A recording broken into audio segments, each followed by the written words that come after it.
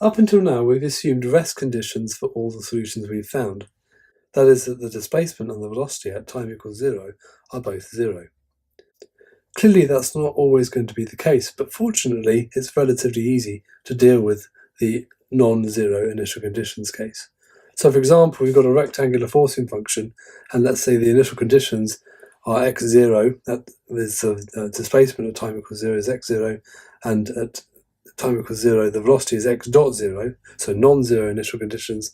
The solution comes out to be this.